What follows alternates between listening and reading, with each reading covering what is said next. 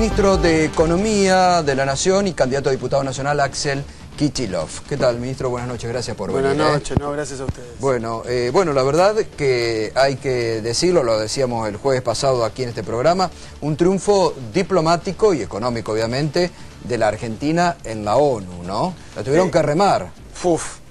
La verdad que fue mucho laburo, más allá de que, bueno, la intención de llevar la cuestión de los fondos buitres a todos los foros internacionales, cuando la presidenta observa que la verdad que los fondos buitres tienen tanto poder de lobby a nivel de los mercados financieros, de la prensa especializada mundial, que había que remontar levantar una pendiente muy alta.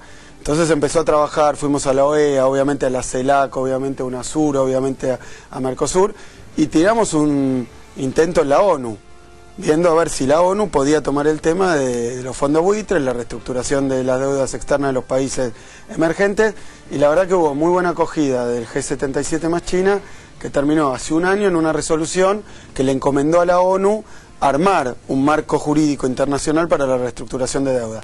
Como siempre pasa en los sistemas jurídicos, los primeros son los principios. Había que fijar, y esto es lo interesante, son como los 10 mandamientos de la deuda externa, porque la verdad que no estaba escrito en ningún lado, y hoy es ley de la ONU. Así que la verdad que ha sido un avance tremendamente importante. La verdad que viéndolo en perspectiva, o mejor dicho en retrospectiva, cuando ustedes lo plantearon desde el inicio, hace año y medio, 2 años atrás, cuando se le plantearon a los fondos buitres, muchos en la Argentina no creían, muchos lo criticaban y terminaron sumando ahora hasta Macri, que dice vamos a negociar duramente con los fondos buitres. No, eso es un verso, ¿eh? ¿No le crees? No. A ver, yo creo que ha pasado últimamente. Estaban en soledad. Lo planteaba la presidenta, usted, el gobierno, estaban medio en soledad. No, eso es muy importante, pero yo creo que lo justamente que remar también internamente, a eso me refiero, ¿no? Vamos a las cuestiones que tienen que ver con la situación. Esta es una deuda que defaultea y que Macri aplaudió cuando se tomaba. Y no solo aplaudió. Melconian, funcionario de Caballo en el ministerio, en el Banco Central, cuando se estatiza toda la deuda externa privada en el 82. Funcionario, le pone el gancho. Después Sturzenegger, megacanje, de nuevo tomando deuda desenfrenadamente. O sea, el problema de la deuda hipermillonaria, impagable, la armaron ellos.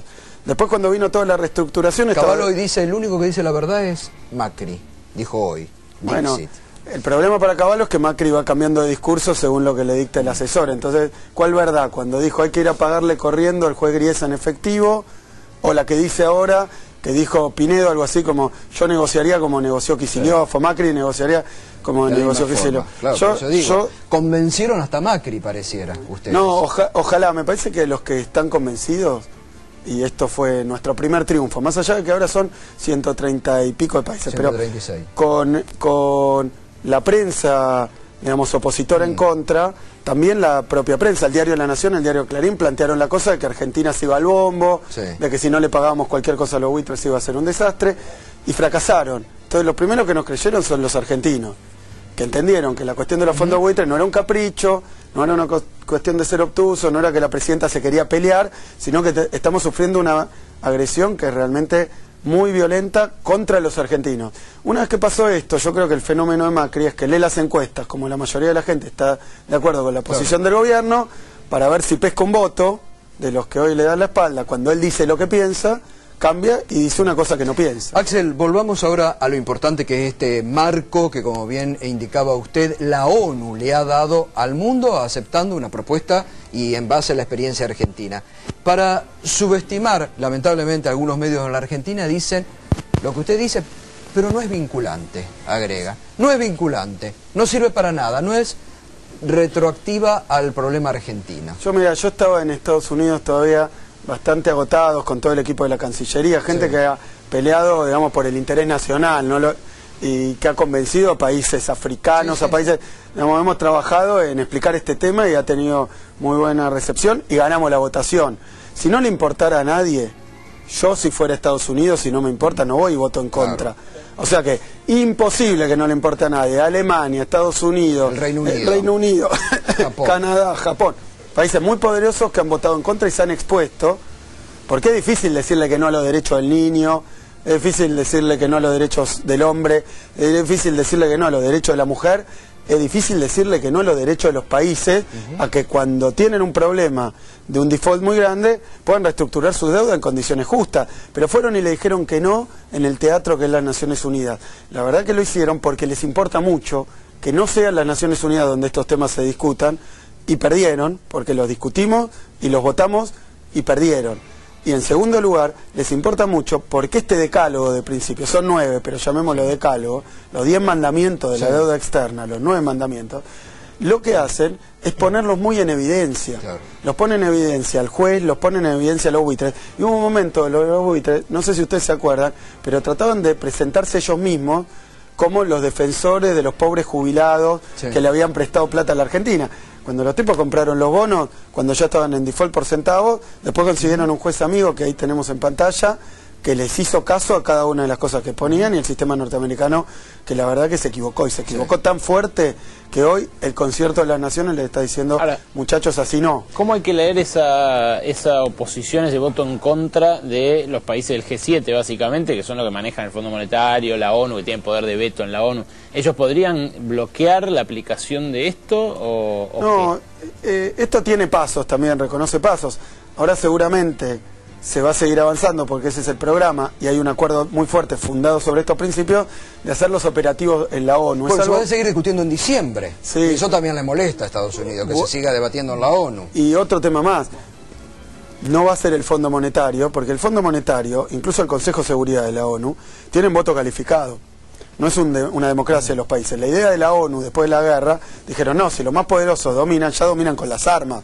Hagamos un lugar democrático donde se pueda discutir entre los países. Eso es la ONU, le fue mal ahí, y yo creo que lo que explica un poco la posición de estos países es que justamente hay una división, hay dos miradas de dos lados del mostrador, los países deudores y los países acreedores, con limitaciones porque hay países muy poderosos que también deben mucha plata y corren riesgo. Ahora, a mí me parece que este es un triunfazo para la Argentina, y a mí me parece que también habla muy claramente quiénes son y qué pretenden los poquitos países, porque habían sido 11 la vez pasada, que quedaron votando en contra. O sea que se delatan a sí mismos de cómo quieren manejar el sistema financiero internacional. Cuando todo el mundo, en la academia, en la ONU, hasta en el Fondo Monetario, incluso los países como China, los países, nuevos países con mucho poder económico, están pidiendo la reforma de estas instituciones.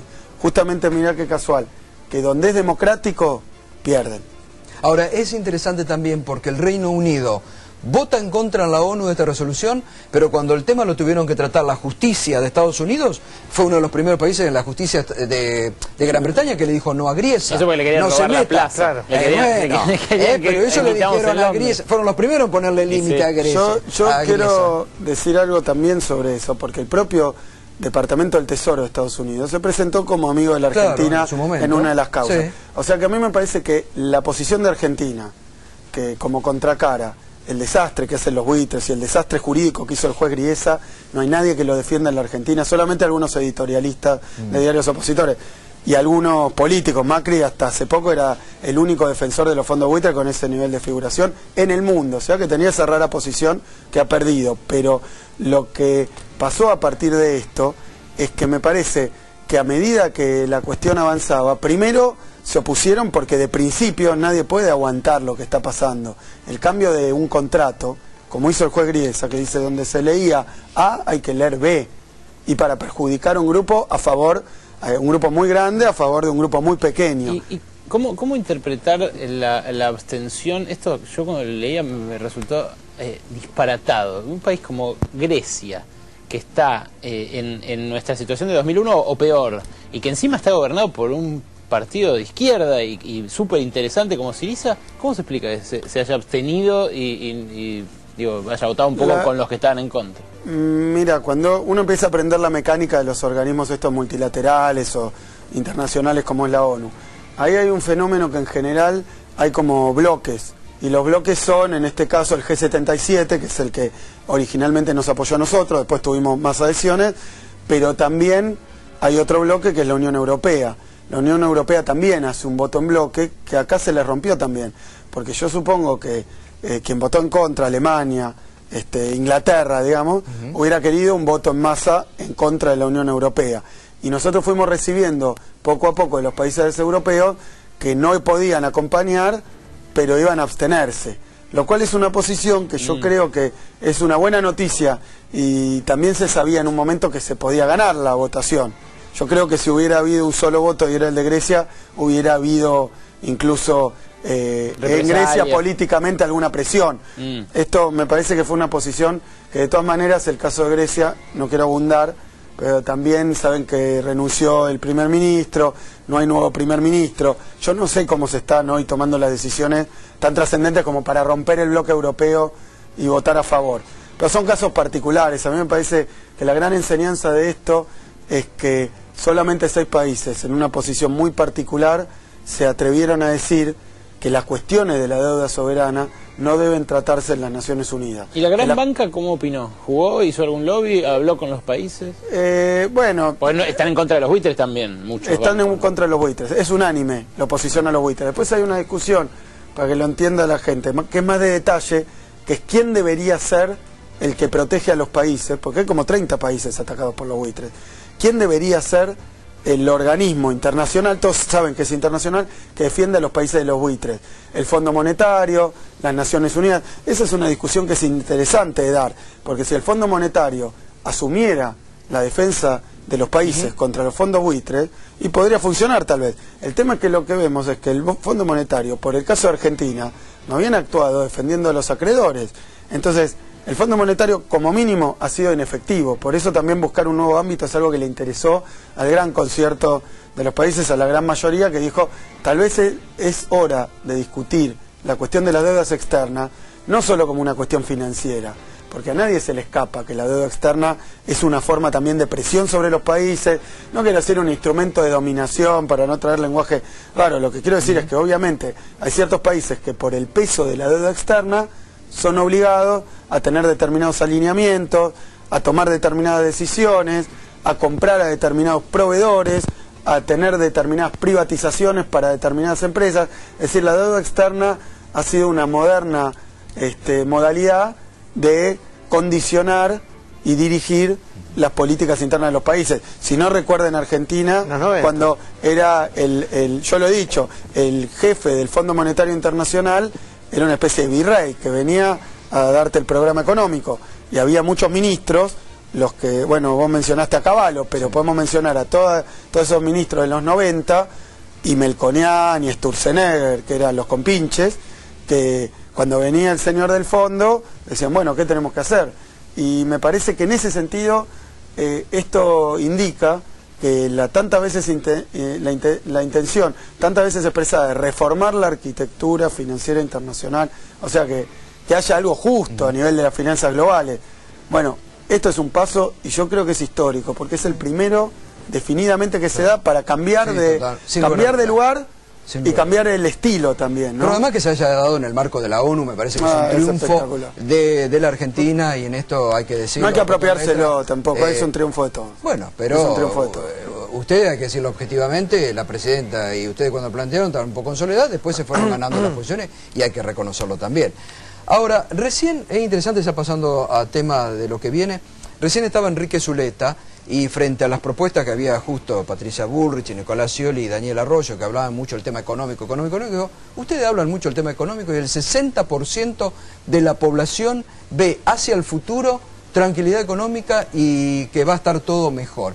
Sin embargo, hay muchos candidatos que expresan que el cepo que va a explotar. Digo, ¿dejan ustedes un marco de tranquilidad al gobierno que viene? Mira, lo ha dicho Scioli, que es el candidato con mayores probabilidades de ser el próximo presidente de la Argentina, el que más votos ha obtenido, el Frente para la Victoria, que se trató de... tiene diferentes dimensiones. Vamos a empezar por lo de las encuestas, que quería hacer un pequeño comentario, porque el otro día me arrimaron una encuesta, llegó a mis manos. La verdad que no suelo leer mucho ese material, pero me trajeron una encuesta de ánimo económico, esas cosas que miden. Y yo miraba una particularidad, que es esta: cuando le preguntaban a la gente ¿qué opina de su situación económica personal? Muy bien. El 60% decía que estaba bien y que iba a estar muy bien. Cuando le preguntaban de la situación económica del país, decía, creo que era el 30 y pico por ciento que decía que estaba bien.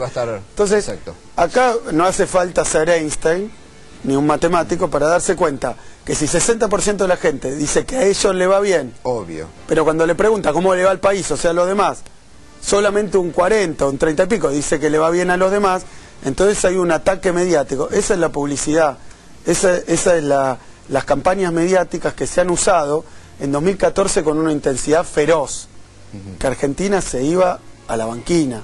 Eso es lo que trataron de instalar, que iba a haber masivas suspensiones, cierre en la industria, que iba, sí, todo ligado también al no arreglar con los fondos buitres. También decía, después, ¿no? por eso, hoy lo dice alguien. ¿Quién lo dice hoy? Hoy también una banca internacional vuelve a decir lo mismo. Si no arreglan, en el 2016 la Argentina va a tener desocupación, el Credit Suisse, uno de estos, a nivel internacional, vuelve sí, con la misma recomendación. Bueno, por eso, entonces yo digo, cuando la gente dice a mí me va bien, y haga el ejercicio cualquier argentino, a mí me va bien, pero al país le va mal.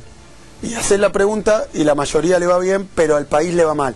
Eso tiene algún efecto mediático. Si todos los días la tapa de Clarín y la tapa de La Nación te bombardean descontrol del gasto, descontrol de los precios, descontrol de tal cosa, y bueno, uno probablemente dice, no, a mí me va bien, debo ser el único. Claro. Todo lo demás le va muy mal, porque el diario dice que estamos muy mal. Exacto. Entonces me parece que ha habido un efecto con fines electorales. Porque evidentemente ese humor de cómo le va a la gente, afecta antes que nada al oficialismo nacional. Sí. Porque empezaron con eso, yo digo, hay un ciclo. Aproximadamente en enero, febrero, marzo, dicen que ese año, se va a ir la economía al bombo. Cuando llega agosto, ya empiezan a decir el año que viene, claro, pues les falló el pronóstico para este año. Entonces tienen un ciclo de los pronósticos fallidos. Y a mí me parece, sinceramente, ahora empezaron a decir, bueno, por eso, no es nuevo esto del plan bomba, el año que viene. El año que viene va a andar todo mal. Hoy ya lo que yo creo que es un avance. ¿Y con qué nivel de crecimiento va a terminar la Argentina este año, Axel? Lo que ha mostrado los últimos indicadores es que estamos creciendo aproximadamente un poco arriba del 2,5, son indicadores del trimestre anterior, o sea que nosotros estimamos que es difícil y no quiero aventurar pronósticos. Yo veo que la economía se ha ido acelerando, lo dicen todos, hasta el más acérrimo opositor, los índices de Fiel, de Ferreres, todos muestran que ha habido una aceleración de la economía, incluso industrial. Creo que hoy la industria está creciendo al 7, comparado con el año pasado, la automotriz, digamos, que era la que peor venía. Entonces, me parece que la verdad que, y si, para usar la frase esta que instaló la presidenta, no fue magia. La verdad que en 2014 nosotros presentamos el Procrear, el Progresar, el Ahora 12, que acaba de cumplir un año, ¿no? Y 30.000 millones de pesos, millones de operaciones. Es decir, que contrario a lo que pasa en los países de la región, Brasil, Chile, el otro día estuvo aquí Marco Enrique Minami, que dijo que la economía en Chile también está estancada, ¿no? Contrario a lo que dicen muchos acá, que la Argentina va a terminar con un ritmo de crecimiento. Yo te digo algo más claro. Nosotros estamos con 6,6% de desempleo. Yo de todo eso que dicen, lo que más me preocupa, pensando en cuál es la cuestión central de una economía y su actividad, es el empleo, que la gente no pierda el trabajo.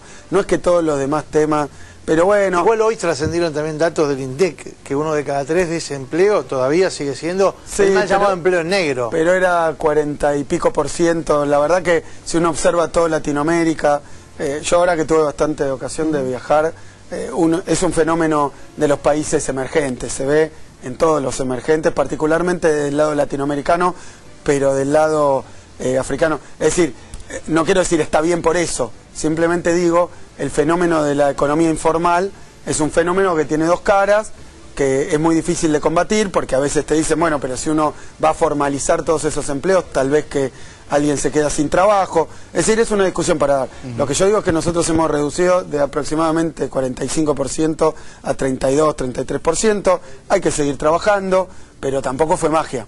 Claro. Eso es producto del crecimiento económico, es producto de la creación de empresas formales, es producto de algunos planes específicos impositivos para favorecer la inscripción, es producto de también los planes como la asignación universal, montones de planes. Y de apostar por el consumo interno, ¿no? La Argentina, el gobierno no ha dejado de apostar por el consumo interno, ¿no? La verdad que yo... Porque el plan Ahora 12, a cualquier negocio donde uno va los fines de semana, lo están ofreciendo y los mismos comerciantes, cuando yo siempre les pregunto, ¿no? ¿Cómo le están yendo? Te dicen, yo entré, bueno, más como candidato, estuve recorriendo, doy un caso Rivadavia, entré un par de negocios, porque los comerciantes te llaman, te quieren hacer como comentario, y uno de muebles, otro de colchones, Sí. otro de ropa, otro de artículos pequeños. Electrodomésticos. Todos decían electrodomésticos, sí, que me decía que habían aumentado algo así como 60% la venta de heladeras, 48% de lavarropa, una casa de electrodomésticos sobre calle Rivadavia. Ahora, eso no fue magia, porque en otros lados la misma crisis internacional, con la misma caída de los precios internacionales, ha resultado en pérdida de empleo. O sea, lo voy a decir para que quede claro, la gente se quedó en la calle, que era lo que decían que iba a pasar acá, pero por el motivo contrario, porque decían que los propios planes del gobierno eran los que iban a ocasionar dificultades. Y creo que es al revés. Entonces, ¿ahora qué dicen? Bueno, esto va a explotar. 12 años se pasaron diciendo. A mí no me cabe duda de que si vienen el PRO, acompañado de los economistas ortodoxos, ajustadores, endeudadores, que han sido siempre de esa ideología.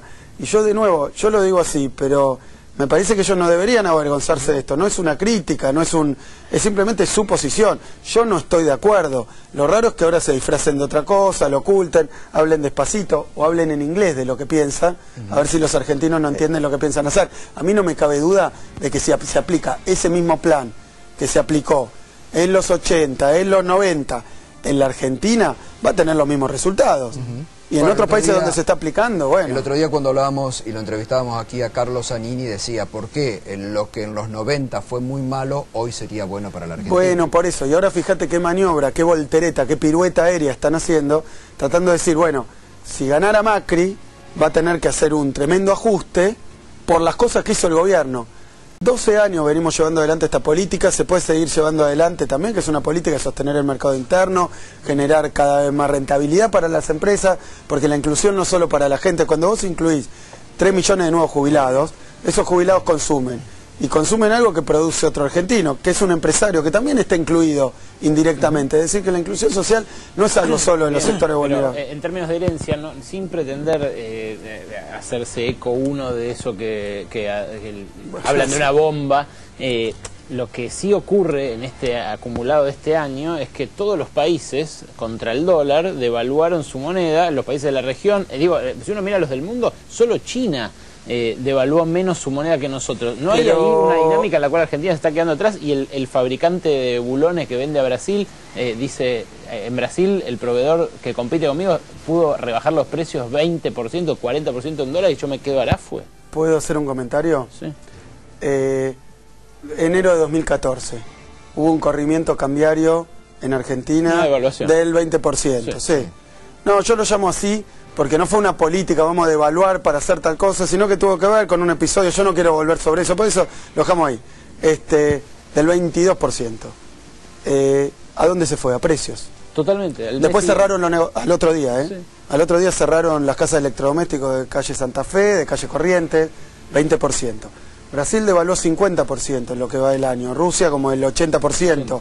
Sí. Entonces, ¿qué están diciendo? Que acá habría que aplicar una devaluación del 80%. Y después veamos los resultados. ¿Cómo le está yendo a Brasil? Mal. Si esa es su política económica. Mal. Entonces yo digo, no sé si el problema del productor argentino, porque te voy a decir algo también, cuando uno observa las exportaciones de los países que han caído muy fuerte, las brasileñas cayeron más que las de acá, con devaluación en el medio. O sea que a mí me parece que a veces la devaluación tiene muchos efectos. Y yo no quiero hacer una teoría general de la devaluación. Lo que quiero decir simplemente, observemos lo que pasa en Brasil y en esos países, en Rusia, que ha devaluado mucho. Hay un problema económico que reconocen las autoridades, después han aplicado ajustes, es una confusión, nunca una sola medida te salva. Entonces, yo no digo imitarlo, lo que yo digo es, al hacerlo ellos, todos al mismo tiempo, ¿no lo están dejando atrás? Perdón, el otro día estuvo Lula en la Argentina, ¿hoy cuánto está el real? 3.87. El dólar en reales. Sí, 3.87, 3.87. ¿Cuánto estaba el dólar cuando asumió Lula? Ya me lo has dicho, sí. 4. ¿Sí? Quiere decir que hoy, pero en el medio como 14, bueno, ellos también, como mucho 14 menos, años, bueno, pero todavía ni llegaron al valor anterior, así que no importa cuánto, todavía están más apreciados, seguro. A ver, para que lo entienda la gente, porque si no es una discusión muy técnica. Cuando asume Lula 2002, salía 4, bueno, cuando asume Lula en 2002, un dólar salía 4 reales. En Argentina, ¿qué pasa? Cuando empezamos en 2002, un peso, un dólar en 2001, y hoy está 9. ¿Cuánto está en Brasil? Si hubiera devaluado, corrido el tipo de cambio, tanto como Argentina, de 4 tendríamos que ir a 4 por 9. Bueno, pero no pasó eso.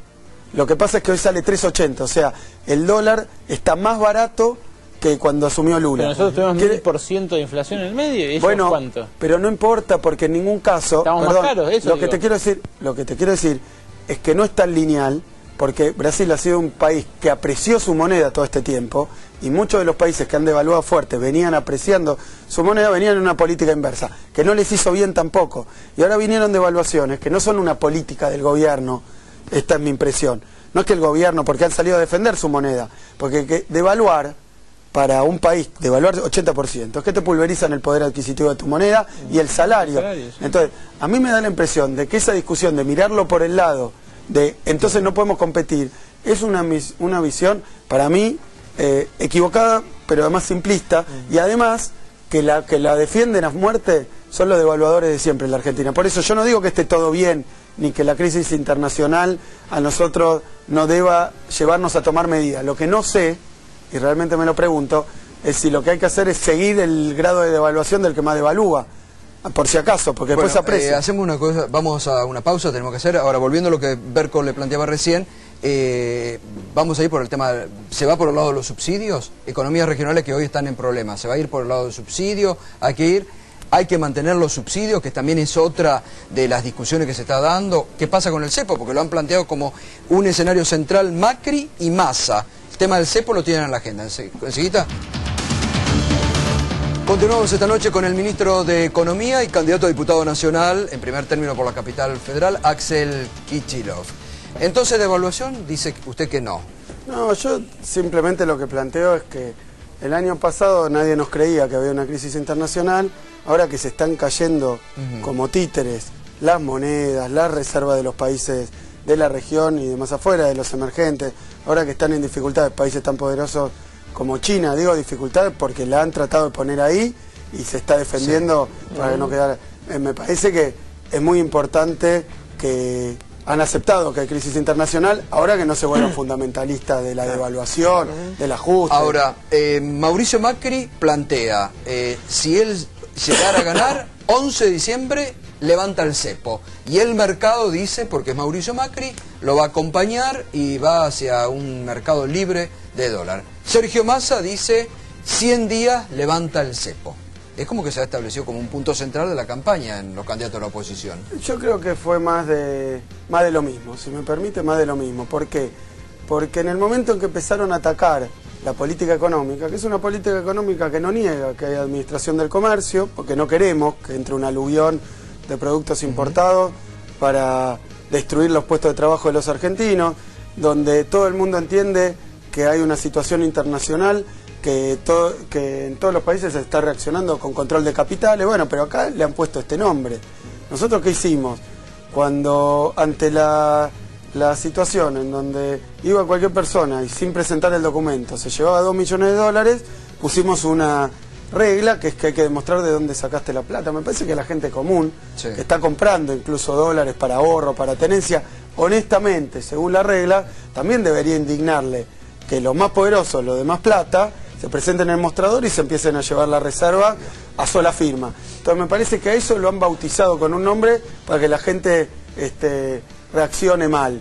Yo creo que hay que discutir los temas, pero hay que discutirlos con cierta seriedad. Entonces, si alguien me dice, ¿cuál es el plan económico? Mi impresión de los que rodean a Mauricio Macri. Y volver a endeudar la Argentina, para pagar los buitres, para lo que ellos llaman abrir el cepo, para lo que sea. Salir, ir al Fondo Monetario, firmar lo que le pongan adelante, empezar el ajuste y ver si con eso garronean un par de dólares para la economía argentina. Y si son mucho mejor, porque entonces van a generar de nuevo la situación del condicionamiento de la política, de la falta de soberanía. Bueno, yo creo que ese es un programa económico que han aplicado 20 veces. Le buscan la excusa, por eso yo digo, nosotros decían en un momento, no va a haber importaciones, va a ser y no pasó. Porque de hecho si está creciendo la economía, que lo aceptan incluso las consultoras más antigobierno que uno puede imaginar. Bueno, eso es porque no hay limitaciones que está impidiendo el normal funcionamiento de la industria. Ahora sí, lo que les molesta y lo que adoran es que todo sea libertad como fue en los 90, una libertad falsa, porque es una libertad para poco. La libertad que tiene la mayoría de la gente es quedarse en la calle y sin laburo. Esa es la única libertad, esa de mercado que ellos pregonan. Nosotros también creemos que hay que tener mercados que sean de competencia, de transparencia, que haya muchos pequeños jugadores que puedan discutir los precios. Pero cuando hay tres grandes empresas que resuelven todo en muchos sectores de la economía, la verdad que lo que hay que hacer es que el Estado no está contra el mercado, el Estado tiene como obligación crear el mercado. Y eso pasa en todos los países desarrollados del mundo también. La ley de defensa de la competencia, las diferentes regulaciones y administraciones. Argentina no puede ser el vale todo, como le gusta a los grupos de poder. Usted mañana...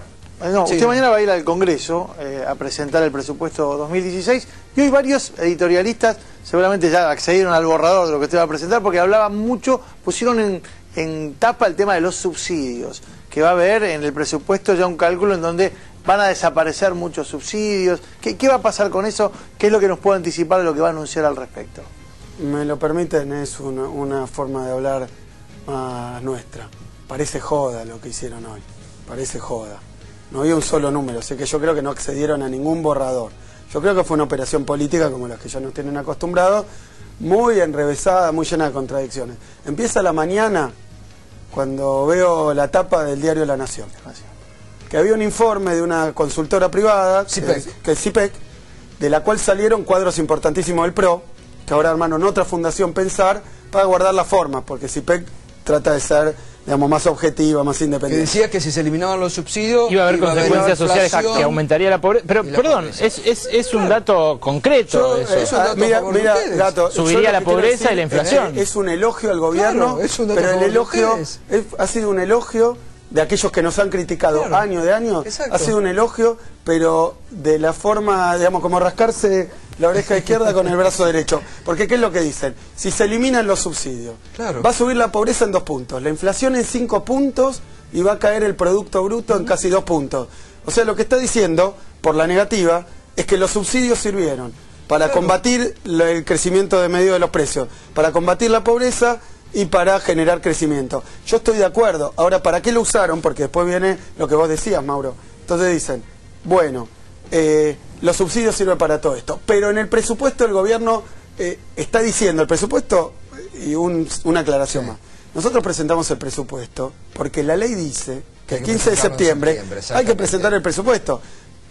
Hacer otra cosa, dice, ¿por qué presentan el presupuesto? Le marcan la cancha al gobierno que quieren para cumplir la ley. Todos los años lo presentan para la fecha. Pero 12 años lo presentan. No, claro. Antes de nosotros no. Y nunca, cuando estuvo ese grupo de opositor que no pudo sacar ninguna ley, lo único que puedo hacer es impedir que se aprobara el presupuesto. Pero ahora, nosotros presentamos como todos los años el presupuesto, lo vamos a presentar porque nos obliga la ley. Si no, estamos cometiendo un delito. Entonces estamos violando la ley. Hay que presentarlo y hay que ir a discutirlo.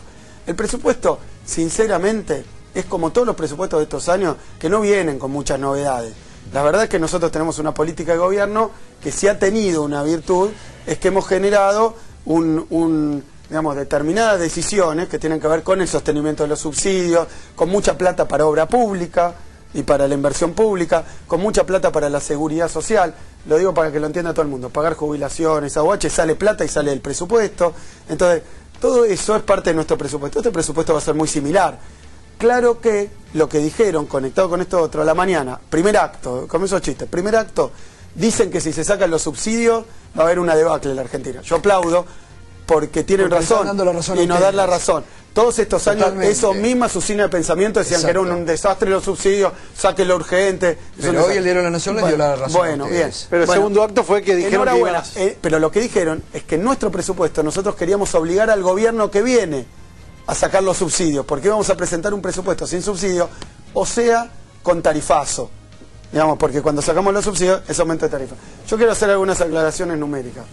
Este año, el nivel de subsidio, en términos nominales, o sea, en pesos, fue exactamente igual o casi igual que el año pasado. Y uno dice, ¿cómo? Pero el incremento de los precios...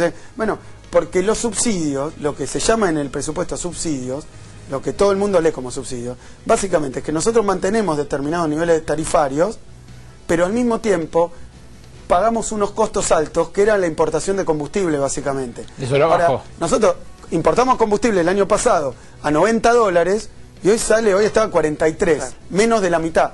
Entonces hemos ahorrado plata en subsidio, porque bajó el costo de nuestras importaciones, no porque estemos prefigurando que el año que viene hay que subir las tarifas. Nosotros prevemos un precio del petróleo que no solo, y del gas, que no solo va a ser como el de este año, sino que muchos analistas piensan que hasta puede ser menor, entonces estimamos en el presupuesto que eso es lo otro. ¿Qué es el presupuesto? El presupuesto lo llaman la ley de leyes, es un plan de gobierno.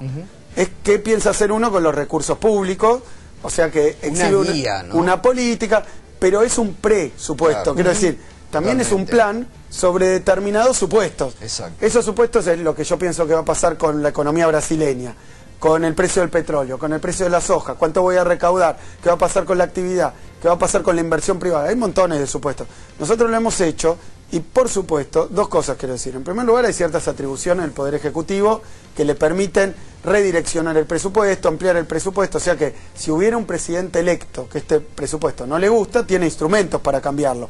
En segundo lugar, si hay un Congreso que tiene otras mayorías que las que hay ahora, también puede votar de nuevo una ley que modifique la ley de presupuesto. O sea que no le estamos marcando la cancha a nadie, ni estamos en el presupuesto. Por eso yo, la verdad que lo leí y me empecé a reír. Eso es la verdad, porque me pareció joda. Bueno, pero a ver, porque ¿cómo van a decir que estamos queriendo hacer el ajuste del año que viene, claro, nosotros, y que eso es tremendamente nocivo? ¿Y quiénes dicen eso? Porque los aplaudidores del ajuste, pero además, Macri, todos los el gobiernos, PRO, todos los gobiernos después modifican los presupuestos, ocurre en las provincias, en la ciudad de Buenos Aires. Me parece que también eso son los que están buscando ver un gobierno debilitado o que no haga nada en los últimos meses. O generar estos intentos de cortocircuito entre los candidatos, entre Scioli y yo, entre el FPV, digamos, adentro del FPV. Entre, o lo que dicen Bain piensa diferente a Kicillof. Bueno, no hay diferencias ahí. Somos todas personas distintas, venimos de tradiciones distintas. Yo creo que estamos en posición. No hay diferencias, porque las hay. No, digo, Bain, por ejemplo, habla de recortar las retenciones a todos los productos industriales, todas las economías regionales. Sí, pero últimamente yo leí algunas declaraciones, porque, claro, hay diferentes posiciones.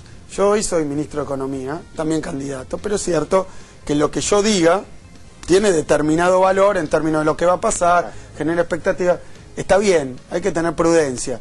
Muchas veces, si uno es un consultor y está en su papel de consultor, dice, a mí me parece que se va a caer el mundo, o que va a ir muy bien, o que tal cosa. Pero bueno, digamos, la verdad es que yo creo que Daniel Scioli como candidato es el candidato que ha elegido el Frente para la Victoria para seguir adelante con la verdad un gobierno que lleva 12 años, como bien dice él, para seguir construyendo sobre lo construido, para modificar lo que haya que modificar. Puedo suscribir hasta la última de las palabras que dice nuestro candidato presidencial, que es Daniel Scioli. Entonces, y que claramente ha sido el candidato más elegido por los argentinos, por lo menos a nivel de las PASO. En ese sentido, claro, ¿qué pasa? Parece que Durán Barba o algún asesor o algún manieto de esos que quieren perjudicar al gobierno, dice, ¿qué puede molestar y generar ruido? Bueno, decir que hay contradicciones fuertes. Tenemos una fórmula, es Scioli Zanini. Yo soy el primer candidato en capital, Eduardo de Pedro, primer candidato en provincia, Aníbal Fernández, candidato a gobernador. La verdad que la diversidad del Frente para la Victoria está expresada dentro del Frente para la Victoria y con la indudable conducción de quien es nuestro presidente de la Nación, que es la presidenta Cristina Fernández de Kirchner. Indudable para cualquiera, desde adentro y desde afuera. Ahora bien, yo creo que esto de tratar de generar cortocircuito, por ejemplo, yo voy y doy un discurso con Scioli al lado, yo digo porque Daniel Scioli es el candidato a presidente que va a llevar adelante, él dice porque Axel Kicillof, y después encuentran algo que disgustó al sciolismo, bueno, y que disgustó, pero... Lo ha dicho Scioli, ha tenido reuniones hasta privadas con usted, digo, Scioli fue antes de ser proclamado candidato, decía y elogiaba a usted públicamente. Muchachos, estamos a 40 días de las elecciones, hay una oposición muy fuerte que cuenta con medios de comunicación muy poderosos, van a tratar de instalar como esto que pasó hoy, una operación. Primero, los subsidios son bárbaros, miren, el diario La Nación en tapa diciendo que los subsidios son bárbaros porque los resultados de sacar los subsidios serían catastróficos. Acto seguido, decir, en el presupuesto se plantea sacar los subsidios. O sea, el propio gobierno está infligiendo un mal. No lo hicimos 12 años, no lo vamos a hacer. Bajó, y quiero decir algo más porque es importante. ¿Por qué bajaron los subsidios? El monto de presupuesto destinado a los subsidios. Porque cayó el precio del petróleo internacional, claro, y el grueso de los subsidios es compra de energía extranjera, que era más cara que la Argentina. Y en segundo lugar, porque YPF, a la cabeza del sector petrolero, con los planes que llevó adelante el gobierno, entre ellos la recuperación de YPF, pero también el plan gas, también el plan hogar para las garrafas, montones de medidas, incluso las de consumo responsable, el cambio de los electrodomésticos, hizo que por primera vez en mucho tiempo en la Argentina esté creciendo la producción de hidrocarburos. Entonces, entre que sale más barato y también producir más, el costo de los subsidios va a ir bajando, porque la energía de los argentinos tiene que estar a precio argentino, no a precio internacional. Esto esconde también, y muchas veces se ha visto, que los que piden el tarifazo, los artífices de esta idea del tarifazo, son los dueños de las compañías que se beneficiarían con el tarifazo. Entonces, la verdad es que yo creo que los defensores del tarifazo, hoy diciendo que sería un desastre y que echándole la culpa al gobierno, ya es como Macri diciendo que va a pelearse con los fondos buitres a días de las elecciones, o Macri diciendo que va a mantener YPF estatal, cuando nos hizo la vida imposible en el Congreso para recuperarla. Por lo menos lo que yo digo es, muchachos, no nos hubieran hecho perder el tiempo si al final teníamos razón. Axel, gracias. No, muchísimas gracias a ustedes. Gracias por venir, gracias por tu presencia, realmente importantísimo, porque no solamente por lo que se le ha logrado a nivel de la ONU, sino para clarificar, como yo siempre digo, estas cuestiones que siempre van muy bien. Yo lo último que quiero decir es, la verdad que la decisión de la presidenta de llevarlo a la ONU, algunos pensaban que era imposible que la ONU votara una resolución que saliera de un país como Argentina, atacado como fue por los buitres en la prensa internacional, y ahí la tenemos. Es decir, los argentinos nos proponemos determinadas cosas y la verdad que forman parte hoy de los derechos de la humanidad. Marca que no estamos aislados del mundo como indicaban algunos. Gracias, muchas gracias.